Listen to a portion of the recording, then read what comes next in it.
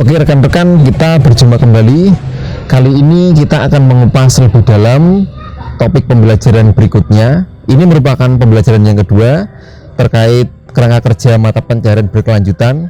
Kita akan banyak berbicara tentang konsep dan konteks dari SLE. Kalau kita berbicara tentang konteks dan konsep SLE, maka kita akan berbicara tentang strategi dan penekanan begitu. Nah, sebenarnya SLE ini penekanannya adalah pada promosi akses terhadap aset yang bisa mereka andalkan untuk keluar dari jerat kemiskinan. Karena biasanya SLE ini digunakan untuk memfasilitasi teman-teman komunitas yang memang termarginalkan. Nah, bagaimana mereka bisa mengakses aset-aset yang mereka andalkan, kemudian mereka bisa berproses dengan pathways yang telah ditentukan untuk keluar dari jerat kemiskinan. Namun ketika dalam perjalanan mereka ini tetap memiliki daya lenting. Artinya ketika ada gangguan ataupun tekanan, mereka tetap bisa menapaki pathways yang sudah digariskan. Jadi daya lenting ini kaitannya dengan strategi untuk cope and adapt. Nah, misalnya contohnya begini. Kalau sebuah komunitas membangun suatu mata pencarian berkelanjutan, misalnya terkait dengan sektor pertanian.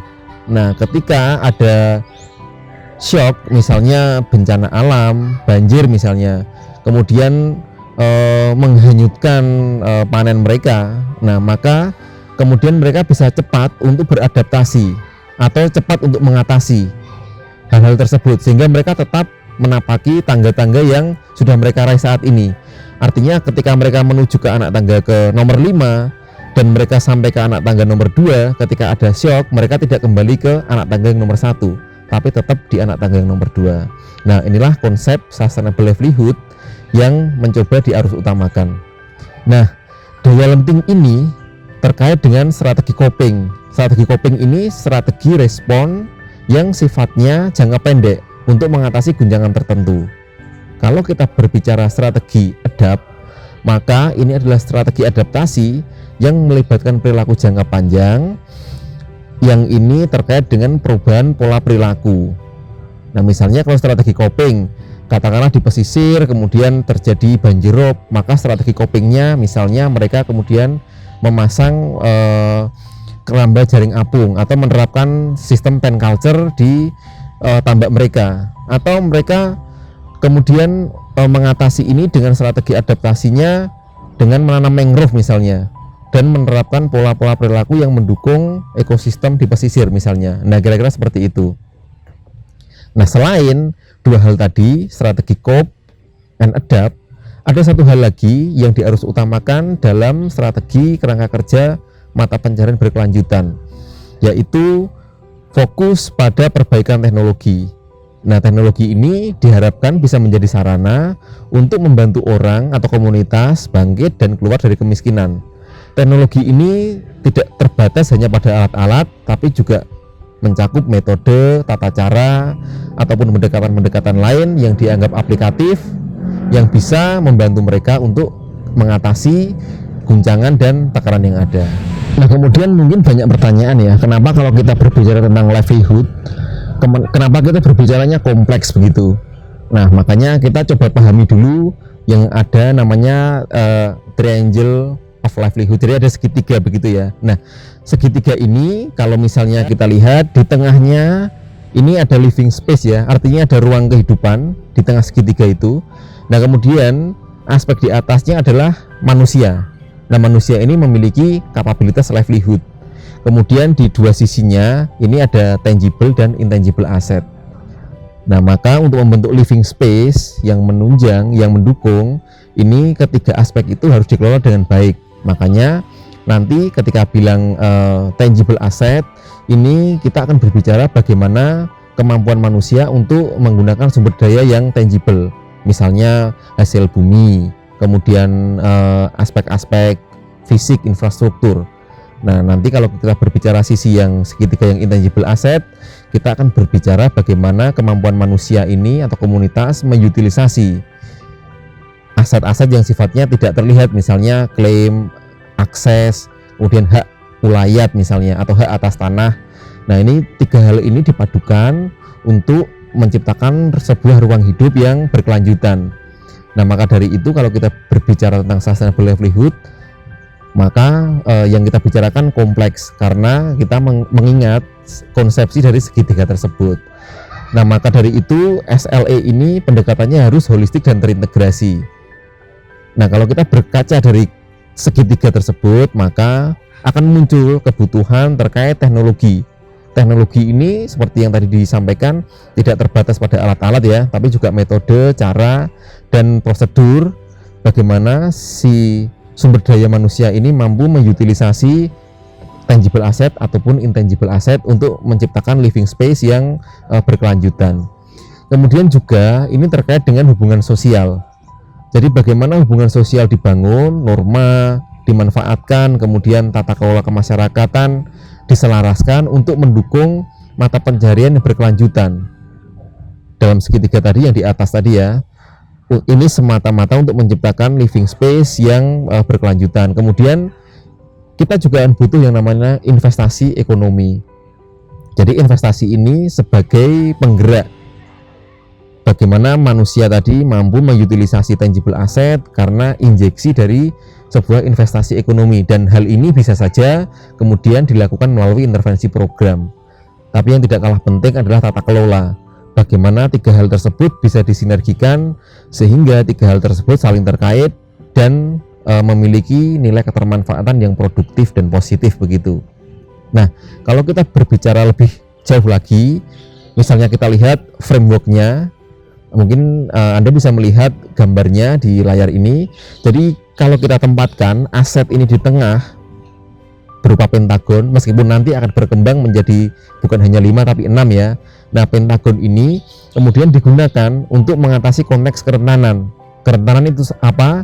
Seperti tadi misalnya ada shock, ada stres, kemudian ada tren, misalnya market trend yang terus menurun, degradasi kualitas tanah yang semakin menurun. Nah, kerentanan-kerentanan itu diatasi oleh 5 aspek capital tersebut. Ada juga terkait dengan musim ya, musim seasonality yang sudah tidak lagi bisa diprediksi misalnya. Maka kelima aset ini harus diutilisasi dengan sangat cermat begitu. Nah, kemudian kalau di sisi sebelah tadi kita berbicara konteks kerentanan, maka di sisi sebelahnya kita akan berbicara tentang pengaruh dan akses. Nah, pengaruh dan akses ini terkait dengan apa? Bisa saja terkait dengan kebijakan atau policy. Kemudian terkait dengan struktur birokrasi, struktur tata sosial, dan proses. Proses ini bagaimana mekanisme sebuah birokrasi atau kebijakan ini berlangsung dan diimplementasikan begitu. Nah, kalau kita melihat tiga hal tadi ya, jadi di tengah ada pentagonal aset, konteks kerentanan, kemudian ada juga policy dan struktur, maka racikannya ini nanti akan menjadi sebuah strategi livelihood. Nah, strategi livelihood ini outcome-nya apa? Outcome-nya adalah sama dengan tujuan dari mata pencaharian berkelanjutan. Bisa jadi ini peningkatan pendapatan, peningkatan kualitas hidup. Bisa jadi ini mereduksi kerentanan yang spesifik begitu, meningkatkan ketahanan pangan, atau memastikan sumber daya ini dapat terutilisasi secara berkelanjutan.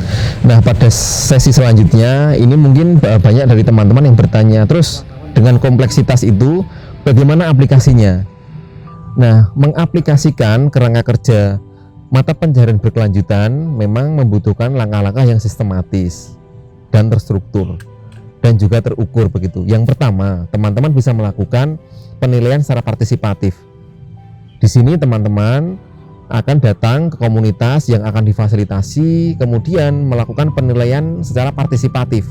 Untuk metodenya bisa menggunakan FGD atau misalnya PRA dan sebagainya. Nah, penilaian partisipatif ini digunakan untuk mendalami atau mengidentifikasi apakah ada risiko, kemudian bagaimana konteks kerentanan mereka, bagaimana kondisi asetnya, dan bagaimana terkait teknologi tadi. Pengetahuan adat terkait atau untuk mengatasi kondisi-kondisi tertentu.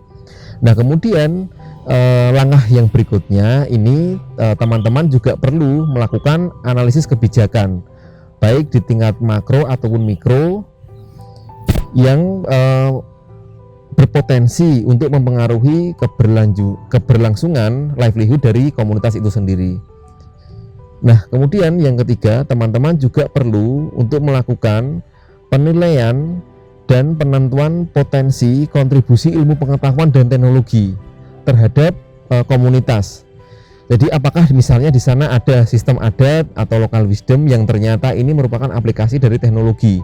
Misalnya kita pernah mengenal teknik pengubinan misalnya.